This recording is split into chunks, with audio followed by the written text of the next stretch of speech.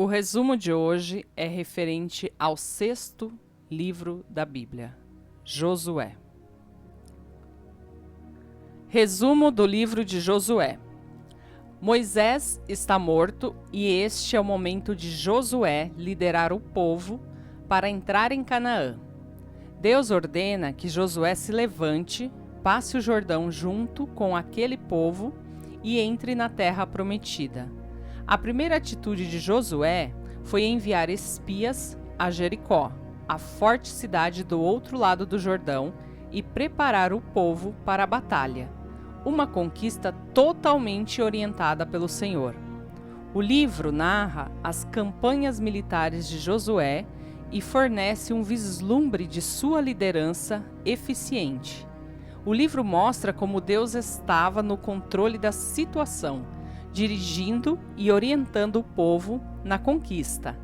Diferente da geração que estava sob a liderança de Moisés, a geração mais jovem é retratada como obediente e respeitosa, e assim receberam Josué e aceitaram sua liderança.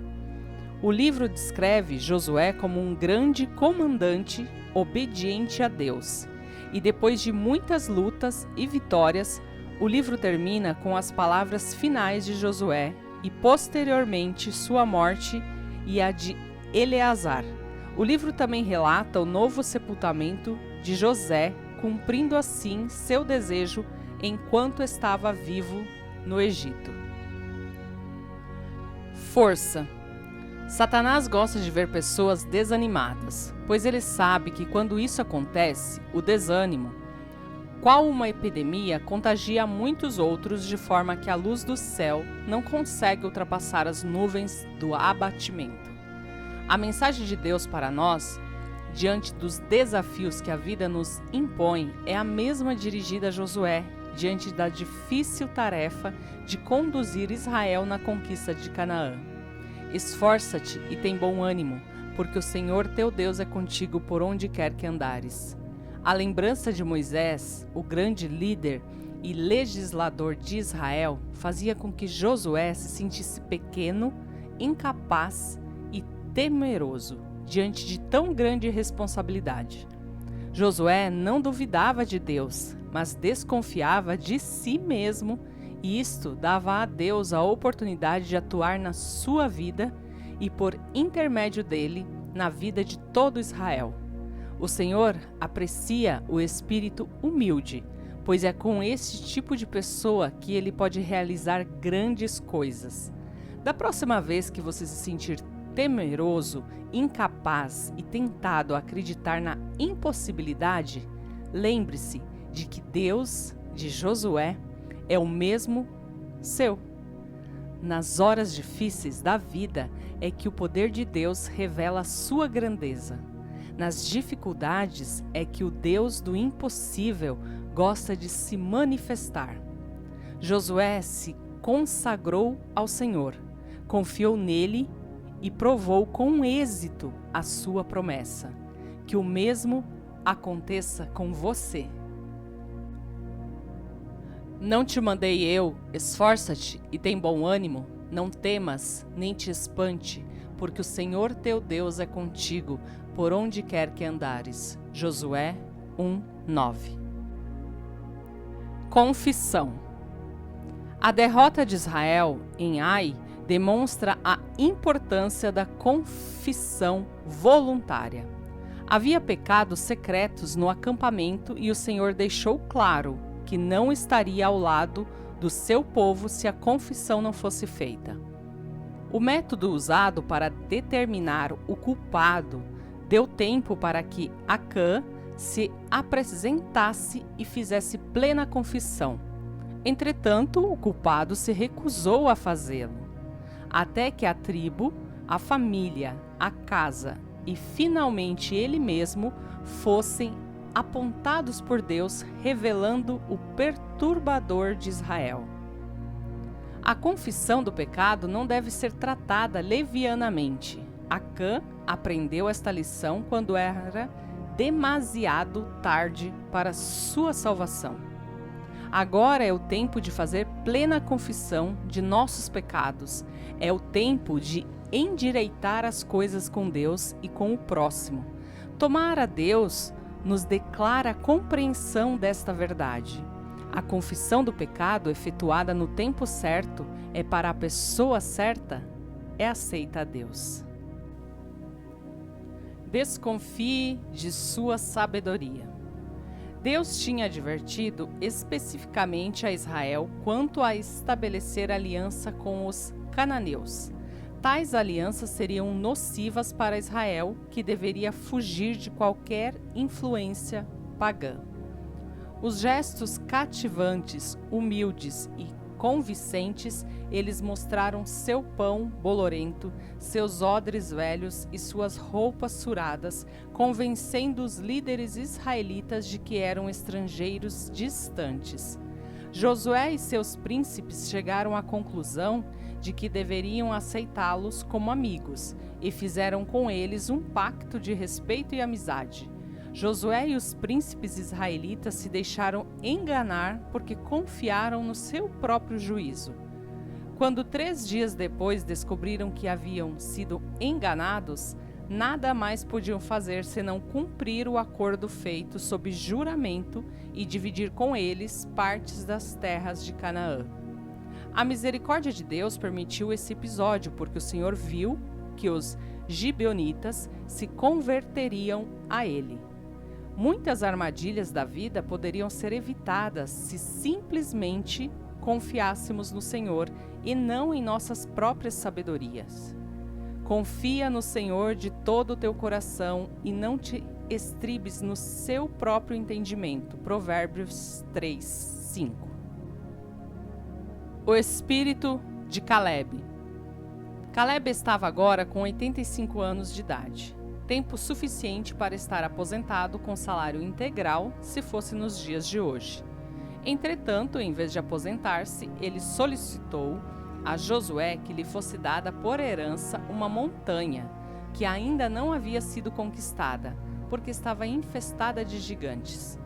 45 anos antes, Caleb fez parte do esquadrão de espionagem enviado por Moisés de Cades-Barneia para apresentar um relatório sobre Canaã.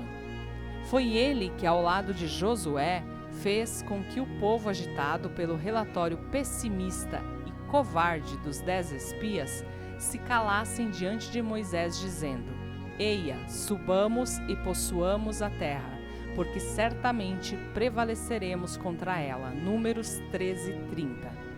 Agora, depois de 45 anos, o velho veterano alcançava o seu objetivo. A idade não o abatera, nem mesmo diminuíra a sua fé. Pelo contrário, os anos passados no deserto o fizeram sonhar com a terra que poderia ter sido sua, não fosse a covardia dos demais.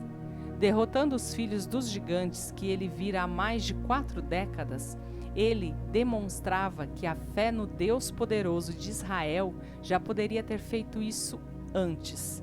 Deus precisa hoje de pessoas como Caleb, pessoas de espírito determinado que não se assustam com gigantes que costumam infestar a terra. Para Deus e para aqueles que nele creem, não existem causas perdidas.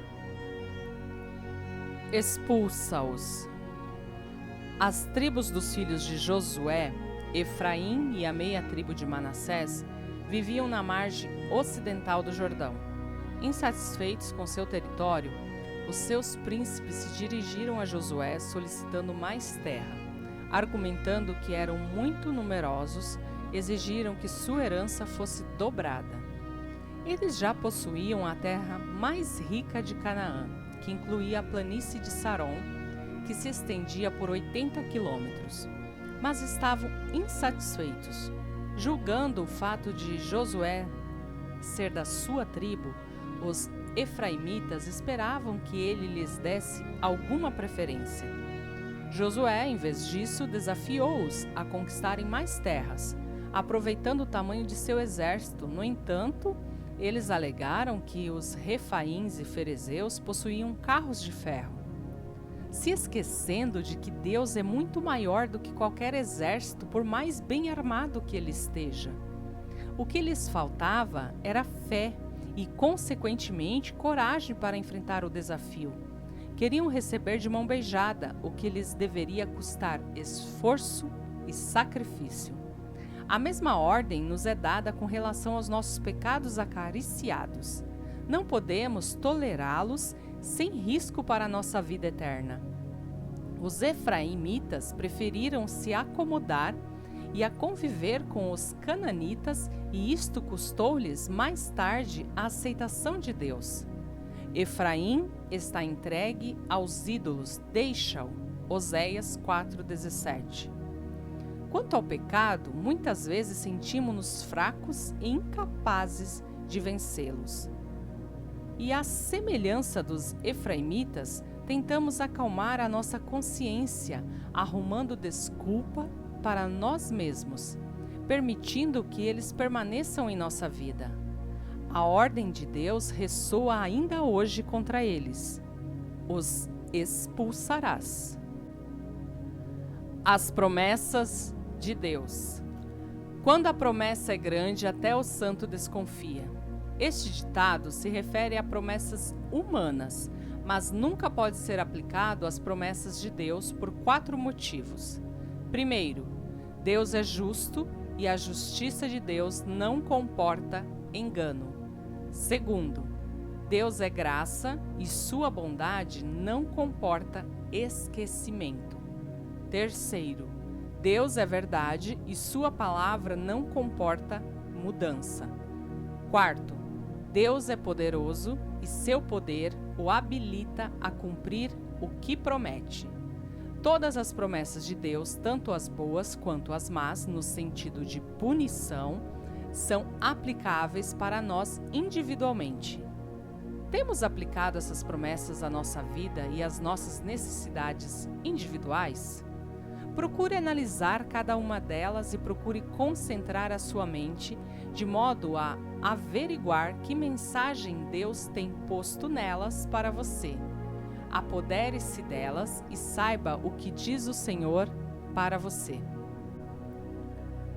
Decisão. Os israelitas já estavam separados do Egito por 2 gerações ou mais. Contudo, a influência da sua religião pagã parecia provocar ainda forte efeito, que Josué se sentia na obrigação de exortá-los antes de deixá-los. Eles não haviam se tornado idólatras, mas também não estavam totalmente convertidos a Jeová.